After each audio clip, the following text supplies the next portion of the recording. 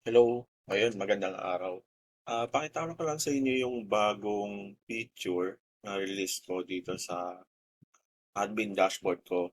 Yung pwede nyo lang i-remote yung mga devices nyo, access points, or One Pinodempu dito sa portal. So kasama na siya. Kunyari bumili kayo ng ah, portal key for OnePi or for PPPoE. Kasama na yon, meron na kagad na gano'n na feature na pwede nyong gamitin. Okay, pakita ko sa inyo. Sign in tayo. Alam nyo na yan.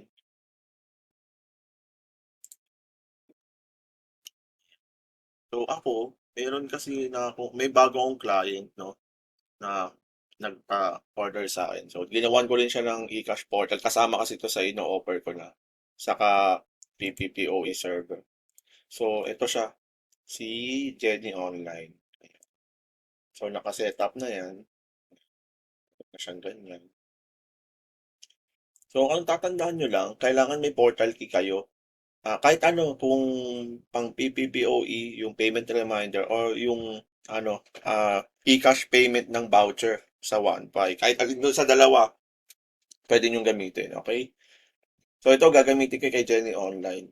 So, kailangan registered na yan and added na. Yung pag-add, nandito naman, may another video ko dyan, tingnan nyo na lang kung paano i-add dito yung payment reference number para ma-add sa dashboard nyo yung ano, yung portal key. Okay, so added na to. Copy ko siya. So pinangalanan ko na rin Jenny Online Piso Wi-Fi. So diretso tayo sa sa Microtik. Ayan, Microtik configuration. Okay? Lalabas na lahat 'yan. Pinagsamang portal key ng PPPoE saka eCash portal. So may kita nyo, ayan yun, nandito yung yan, Jenny Online Piso Wi-Fi. Ito yun. Pindutin nyo lang tong action. Tapos, kailangan natin i-save yung Microtik credentials nyo. Yan. So, ito muna, yung Microtik IP sa URL. So, ang kukunin nyo dyan, kung ano yung IP address ng ah, SSTP. Di ba may pinoprovide yung system ko na SSTP. So, saan nyo makikita yun? Kung di nyo siya tanda. Balik kayo dito sa eCash portal. Depende kung ano portal gamit nyo. Ito yung piso wifi ko, Jenny Online. Itong number na to, kunin nyo. Copy ko yan.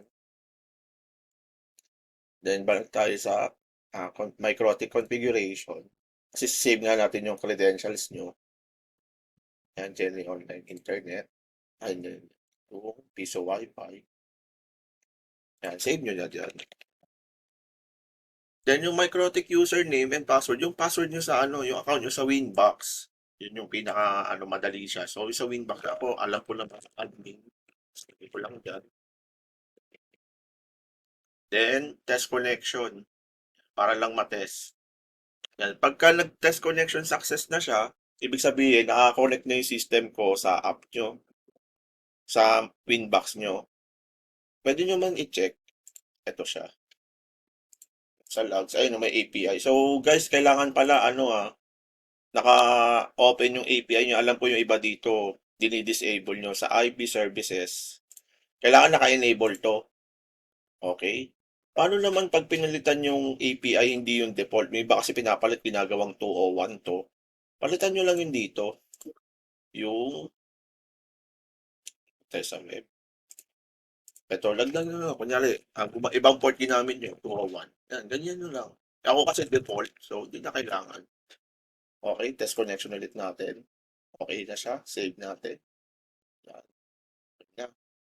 Na-save na yung credential natin. So, punta na tayo sa ah, remote nodes. So, ano tong remote nodes? Ito yung mga ililista natin yung mga devices natin na gusto natin i-remote. So, piliin lang natin yung portal key. Nandiyan naman yan lahat. O mas maganda pangalanan nyo muna kasi magiging asterisk eh. So, punta tayo sa Jenny Online Piso Wi-Fi. Yan. So, wala pa siyang data kasi yun nga, wala pa tayong devices na atin. So, new node tayo. Yan. So, yung name natin dito, kayo bahala. Or for example, ito, para sa demo, gusto kong i-remote yung Nodempo ko yung OnePi admin page ko. So ano yun? Ito. Yung, ito, main bendo ko na ano, Nodempo. Yung 10.0.0.15. Gusto ko yung i-remote. Okay. Sige, balik tayo sa website. Ayan. So gusto ko siyang i-remote. Lagay natin. Bento. So, yung node IP address, ano yung IP address niya doon sa loob? So, ako, ang sample ko rito, 10.0.0.15. O, yun yung ilalagay natin dyan. Okay? 10.0.0.15. Yung internal port naman, anong port yung gamit niya para ma-access nyo siya locally? So, kadalasan kasi 80 kay modem ko sa 1 by 80 yan. Minsan iba-iba. So, pero alam ko kadalasan 80 yan. Papakita ko sa inyo mamaya yung paano naman pag ibang port tulad ng Winbox. Ayan, iba yung port niyan eh. Ito muna tayo. Okay, add na natin. Yan, added na siya. At tapos, click lang natin to. Itong parang signal na to. Okay, pag-click natin dyan, ayan, may lalabas na siya. Sabi niya, remote configuration success. You may try to access your node using this link. Yan. So, copy na natin yan. Tapos, itry natin. Di ba ang lagi natin tinatype 10.0.15/login. So, hindi, gagamitin na natin ngayon yung bago. Ito, /login. Ayun, accessible na siya. So, try naman natin siya sa mobile data. So, meron ako ditong cellphone. Ito, nakita ko sa inyo. So, nakita naka-data ako. Yan, data ako. Okay, saan natin? VPN. Yan.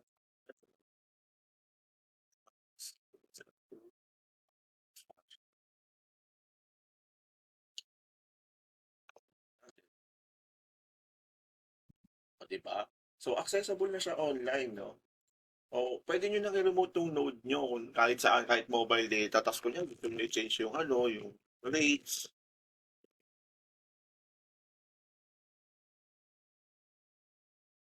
Pwede na, di ba? O para kayong ano, nag-access lang locally. So, yan, nare-remote na siya online. Di ba? So, okay. Sige, magbigay tayo ng another example. Kunyari, gusto natin i-remote naman yung, gusto natin i-remote yung access point natin. So, sa access point natin, ang gamit ko kasi dito sa client ko na to is yung EAP110. So, ganun ulit, kailangan natin alamin yung internal IP niya. Ayan. So, ako ang nakaset dito. Depende yan sa inyo guys kung ano yung setup nyo. Ayan.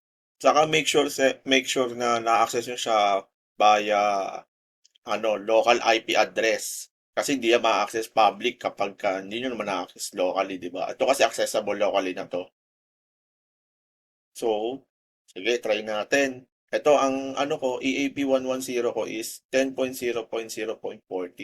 Ang gagawin natin, punta tayo sa website ng remote, add node ulit, lagay natin,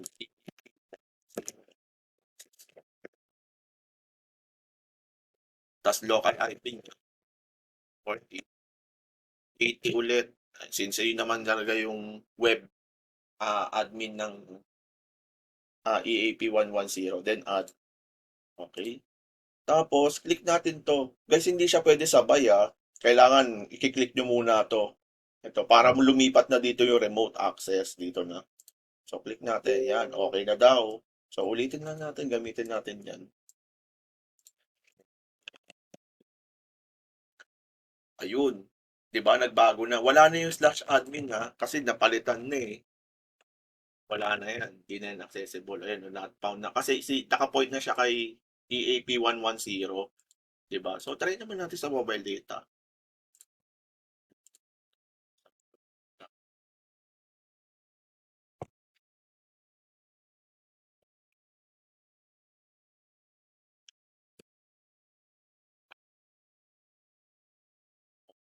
accessible na siya online. So, pwede nyo nang i-remote yung EEP110 or any access point nyo online, di ba?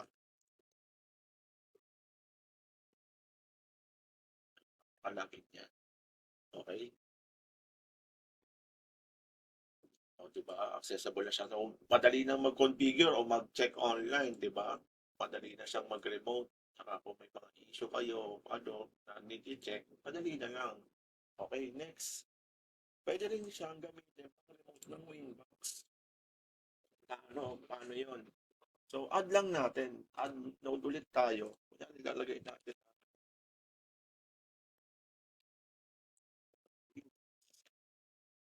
So, sa IP address naman, kung paano nyo ina-access yung IP, yung,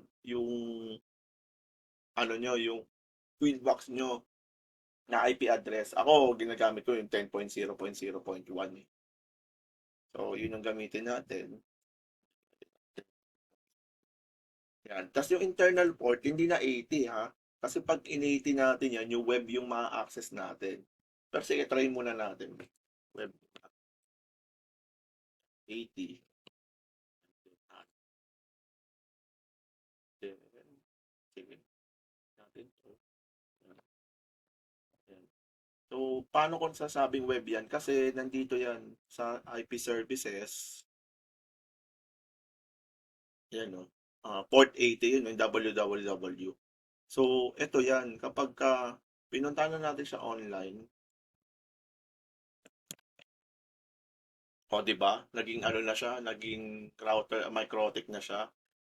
So, yun na yun. So, paano naman pag Winbox? So, ganun lang din. Yung iba, hindi sanay dito Winbox yung gamit. So, ipo-point natin siya sa Winbox. Kung balik tayo dito.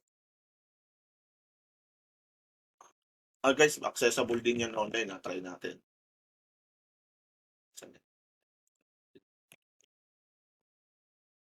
O, di ba?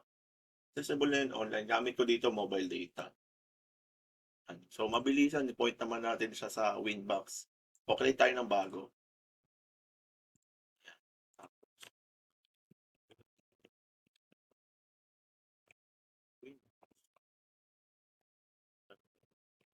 Tapos yung internal port niya, kung ano yung services na gamit nyo. Ako yung default 8728. Yung iba guys, pinapalitan yan. So, i-point nyo lang. So, ako 8728. Yun yung gagamitin ko. 8728.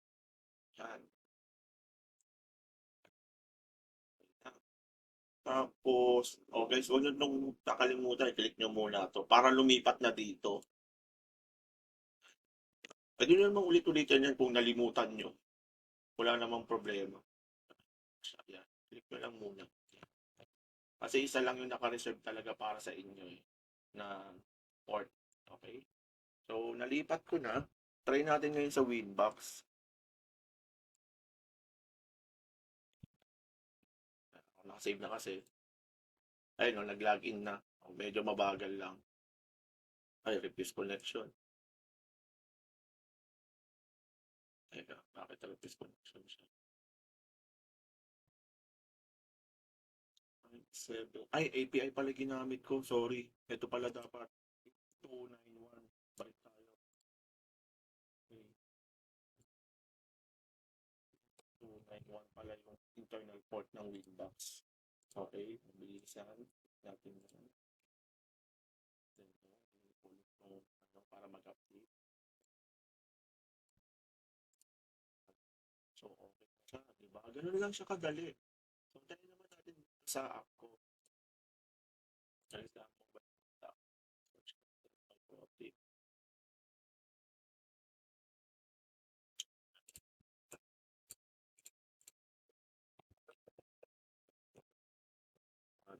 Tapos,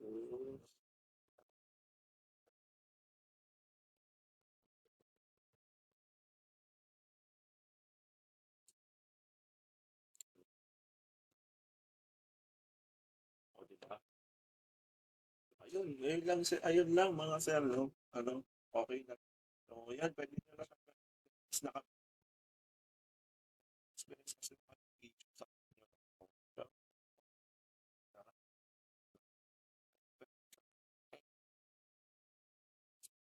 kung gusto niyo remote yung voucher niyo, yun. Maraming maraming salamat.